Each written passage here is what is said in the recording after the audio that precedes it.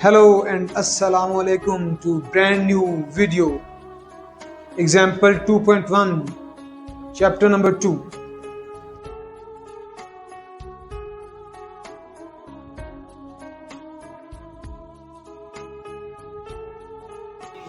इस एग्जाम्पल में हमें दो वेक्टर्स को इस तरह से ऐड करना है, उनके दरमियान एंगल ऐसा रखना है कि ऐड करने के बाद जो रिजल्टेंट आए उसकी मैग्नीट्यूड भी उन दोनों वेक्टर की मैग्नीट्यूड के बराबर। और ये बात भी गिवन है कि जो दोनों गिवन वेक्टर्स हैं उनकी मैग्नीट्यूड ऑलरेडी इक्वल है। यानी लेट्स से एक वेक्टर का नाम f1 है, एक वेक्टर का नाम f2 है, दोनों की मैग्नीट्यूड बराबर है, तो हम दोनों को f1 f2 की बजाय f वैल्यू से रिप्रेजेंट कर।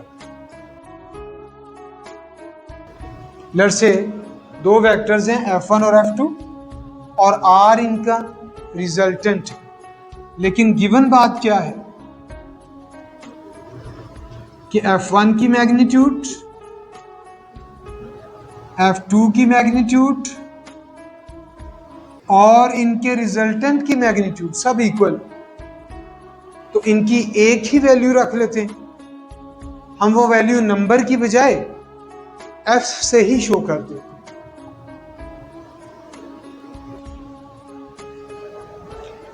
अब हमें वो एंगल फाइंड करना है जिस पे f1 और f2 को रखा जाए ताकि इनके रिजल्टेंट की मैग्नीट्यूड भी इन दोनों के इक्वल हो जाए।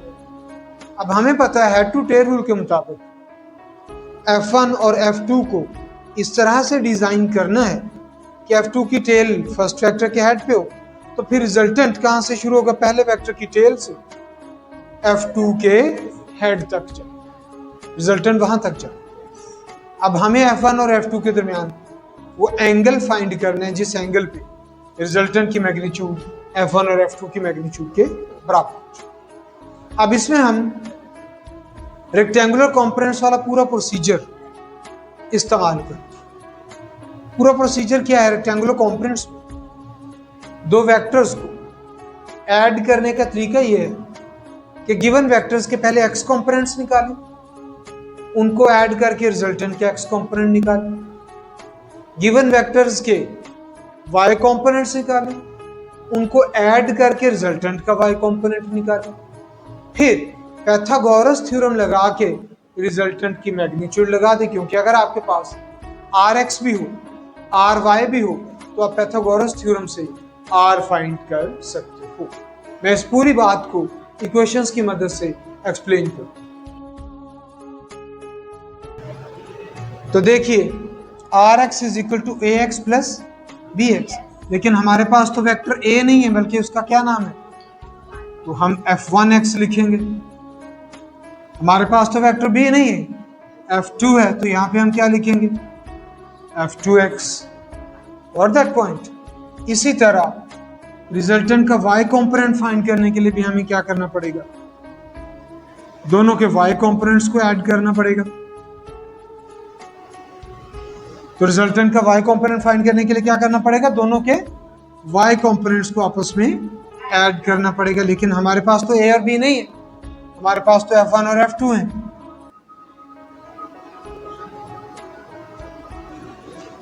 तो ये कैसे है जी? जैसे हम जानते हैं कि f1 और f2 का सम रिजल्टेंट है, इसी तरह रिजल्टेंट इन दोनों वेक्टर्स का सम है, तो रिजल्टेंट का x कंपोनेंट इन दोनों के x कंपोनेंट का सम है, रिजल्टेंट का y कंपोनेंट इन दोनों के y कंपोनेंट्स का सम। यही कॉन्सेप्ट हम डायग्राम में भी रिप्रेजेंट कर देते हैं। लेट्स से f1 हमने अपनी आसानी के लिए, ताकि सॉल्यूशन में आसानी रहे, अलोंग x एक्सिस ले लिया, तो यकीनन फिर इसका एंगल अलोंग x एक्सिस क्या होगा? 0 डिग्री। अब अगर मैं f2 यहां पे रखूंगा, बहुत ध्यान से समझ रहे, f2 यहां पे रखूंगा तो रिजल्टेंट तो बहुत लंबा हो जाएगा। यहां पे रखूंगा तो भी रिजल्टेंट लंबा है। हमें रिजल्टेंट इतना रखना है कि उसकी मैग्नीट्यूड भी F1 और F2 के बराबर होती है। मैंने ऑलमोस्ट मार्कर के साइज का वेक्टर बना दिया। अब एक और वेक्टर इसके ऊपर ड्रॉ करना है जिसका नाम क्या होगा, F2, F1, F2। अगर यहां पे रखूं तो रिजल्टेंट तो बहुत लंबा हो जाएगा। आप देख रहे हैं मैं उसका एंगल बढ़ाता जा रहा हूं, अभी भी रिजल्टेंट बड़ा है। यहां पे आके कोई ऐसा वाकया होगा कि जहां पे ये रिजल्टेंट इन दोनों के बराबर हो, ये बन जाएगी इक्विलैटरल ट्रायंगल। क्या बन जाएगी? Equilateral triangle. तो ये जो दूसरा वेक्टर है इसको मैं यहां पे यू ड्रॉ कर दूं और इसका नाम F2 है।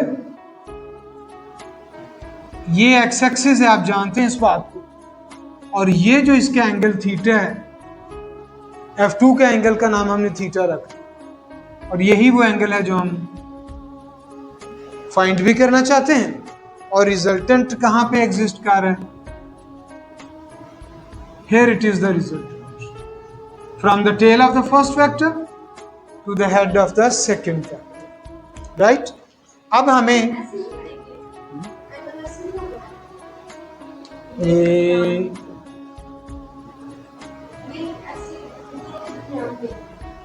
ये वाला एंगल, ये अक्सर हमसे सवाल किया जाता है। Sir, I have a question. ये जो एंगल हमने F2 और F1 के दरमियान में ड्रॉ किया और F1 को हमने एक्सटेंड करके ड्रॉ किया है, ये एंगल हम F1 और F2 के दरमियान में जो इंटरनली है यहाँ पे नहीं फाइंड करना? जी, क्वेश्चन आया कि ये वाला एंगल हम क्यों कंसीडर कर रहे हैं और ये वाला एंगल F1 और F2 के दरमियान क्यों कंसीडर नहीं कर रहे। तो स्टूडेंट्स जान ले कि दो वेक्टर्स के दरमियान जो एंगल बनता है वो उस वक्त बनता है जब उनकी टेल्स एक जगह पे। तो इसी वजह से मैंने अपनी आसानी के लिए पहले डॉटेड लाइन की शक्ल में F1 को यहाँ पे शो किया ताकि F2 और F1 की टेल एक जो हो जाए, एक होगी तो फिर उनके दरमियान जो एंगल बनेगा वो एंगल थीटा होगा। ये एक्चुअली F1 और F2 के दरमियानी एंगल नहीं है, ये इस ट्रायंगल का इंटरनल एंगल तो कहला सकता है, लेकिन ये F1 और F2 का आपस का एंगल नहीं। आपस का एंगल तभी फाइंड करते हैं जब दोनों वेक्टर्स की टेल एक जगह पे।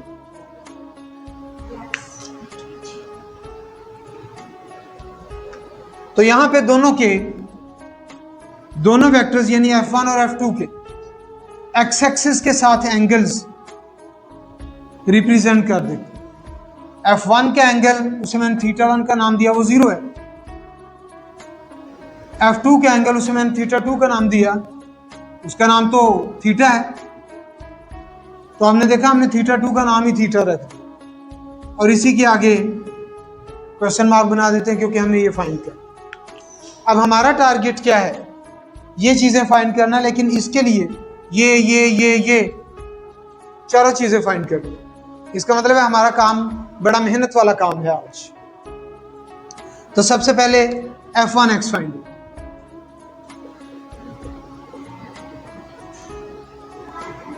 तो बच्चा इस फार्मूले को जानता है कि x कंपोनेंट में cos थीटा आता है।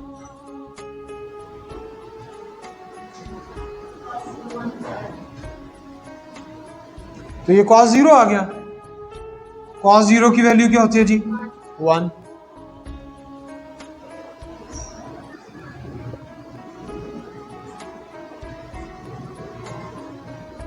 इसी तरह F2x F2 cos थीटा 2 होगा। और मैंने θ2 को थीटा से रिप्लेस किया। अब आप इन दोनों को ऐड करके Rx फाइंड कर सकते।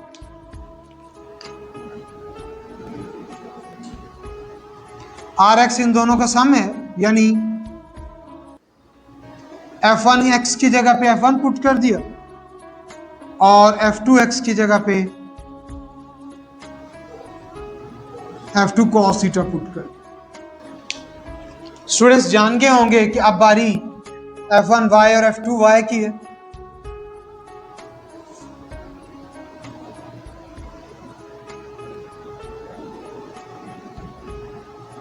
तो स्टूडेंट्स आपने देखा मैंने θ1 को अगेन 0 से रिप्लेस कर दिया, मगर sin 0 का आंसर तो 0 होता है।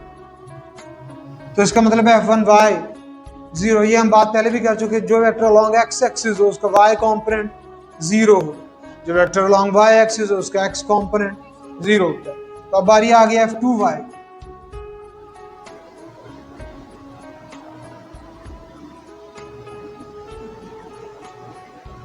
मैंने θ2 को थीटा से रिप्लेस कर, ये दोनों हमने किस लिए फाइंड किए? रिजल्टेंट का y कंपोनेंट फाइंड करने के लिए, ताकि इन दोनों को ऐड करके रिजल्टेंट का y कंपोनेंट बन सके। ऐड क्या करना है? एक 0 है, दूसरा F2 sin थीटा है, ऐड करने की जरूरत ही नहीं, तो F2 sin theta is equation number 2। बड़े स्टूडेंट्स, और अगर हमारे पास किसी वेक्टर का x कंपोनेंट भी हो, y कंपोनेंट भी हो, तो हाजिर है पाइथागोरस थ्योरम, ताकि हम रिजल्टेंट फाइंड कर सकें।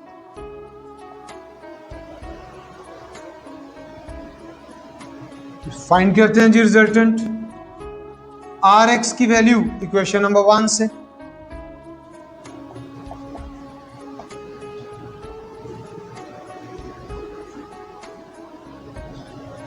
ब्रैकेट के ऊपर स्केयर लगाना नहीं भूलना। Ry की वैल्यू इक्वेशन नंबर 2 से, स्केयर लगाना नहीं भूलना। इस स्केयर को अंडर रूट में चेंज नहीं करना, ये हमें जरूरी चाहिए। ब्रैकेट ओपन करेंगे स्केयर की,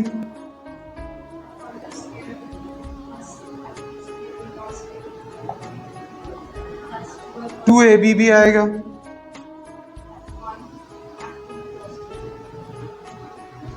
अब इसकी बारी आ गई। Yes F2 square sine square theta. जी तो स्टूडेंट्स गौर करें, क्या इन दोनों टर्म्स में से कुछ कॉमन आ सकता है? F2 स्केयर कॉमन आ सकता है।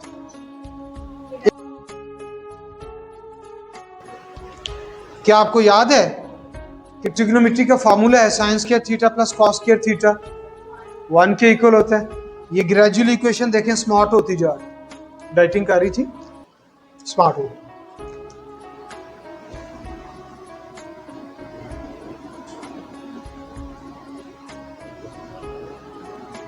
तो आपने देखा sine square theta plus cos square theta 1 हो गया, उसको मैंने उधर मेंशन नहीं किया।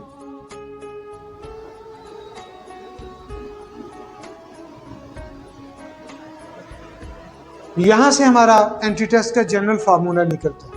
अब यहां से हमारा एंटी टेस्ट का जनरल फार्मूला बनता है, वो फार्मूला अंडर रूट लेके बना दूंगा, लेकिन वो आज की एग्जांपल में इस्तेमाल नहीं होगा, वो एग्जांपल मुकम्मल करने के बाद कुछ पॉइंट्स में यूज होगा, लेकिन मैं बॉक्स में वो फार्मूला बना दूंगा।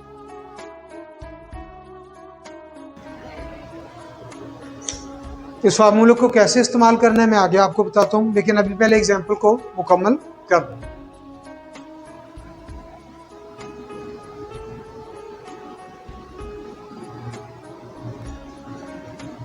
ये गिवन डेटा है कि आपने F1, F2, R तीनों की जगह पे कैपिटल F उसकी वैल्यू पुट कर दो।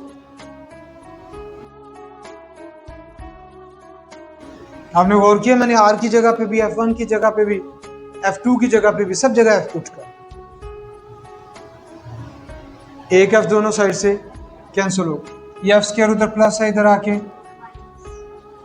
और ये FF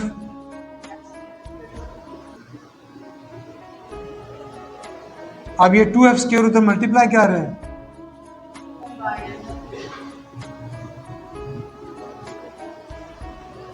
अब जब आप इसको कैंसिल कर दोगे और ये कॉज इधर आके क्या बनेगी, अब आप अपने कैलकुलेटर से पूछिए कि कॉज इनवर्स 1/2 किसके इक्वल होता है, तो आंसर आएगा 120 डिग्री। तो वैसे आपकी अपनी आंखों की जजमेंट भी बता रही होगी कि ये जो एक्सटर्नल एंगल है ये 120 डिग्री है, क्योंकि इक्विलेटरल ट्रायंगल का इंटरनल एंगल 60 होता है और एक्सटर्नल एंगल 120। इसे कैलकुलेटर से चेक करें। फिर मैं आपको एंटी टेस्ट के 2-3 पॉइंट्स बताता हूं। एंटी टेस्ट का पहला पॉइंट, एंटी टेस्ट का पहला पॉइंट,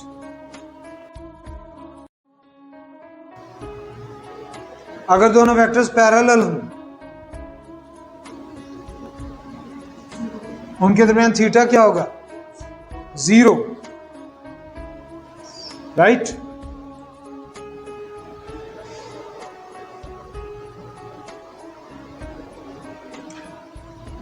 और cos 0 का आंसर क्या होगा जी? 1। तो हमारी ये जो इक्वेशन है, इसको इस्तेमाल करके देखते हैं कि क्या रिजल्ट निकलता है।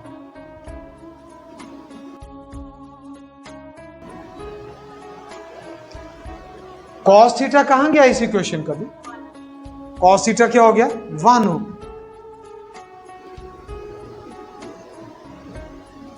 मुझे ऐसा लग रहा है कि ये इक्वेशन मुकम्मल a plus B whole square का फॉर्मूला है, a square plus B square plus 2ab।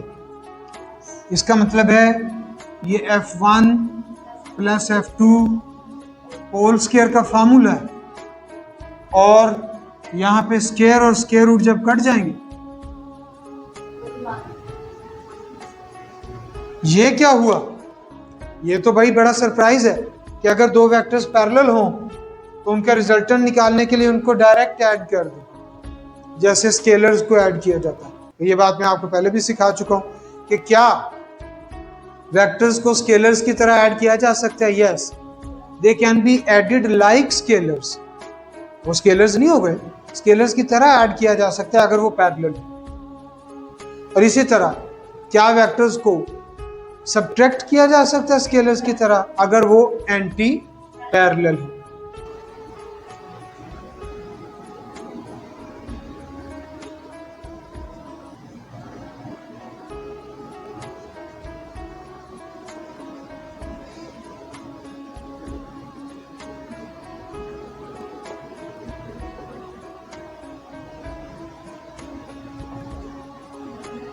Ji anti parallel के लिए एंगल 180 होता है और cos 180 की वैल्यू -1 होती है। अगेन हम वही इक्वेशन इस्तेमाल करेंगे।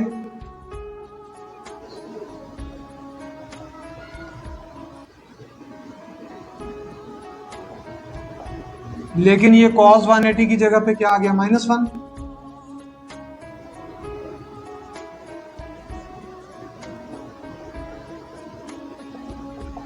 आपने गौर किया, मैंने माइनस साइन स्टार्ट में लगा दिया। वो वाला formula a plus B whole square का था और ये वाला formula a minus B whole square का है। अगेन स्क्वायर और स्क्वायर रूट कट गए, so the vector can be subtracted like scalars if they are in opposite direction. And what about if they are perpendicular?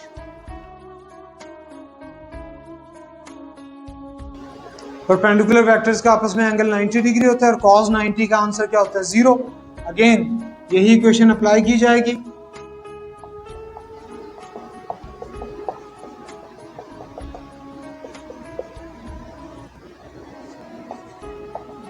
अब cos 90 के 0 ने सारी term को 0 कर दिया, तो गौर से देखें ये किस मशहूर साइंटिस्ट का फार्मूला है, उसे पाइथागोरस थ्योरम कहते हैं। पैरेलल के लिए, एंटी पैरेलल के लिए और परपेंडिकुलर के लिए, तीनों के लिए हमने इस फार्मूले को इस्तेमाल कर लिया।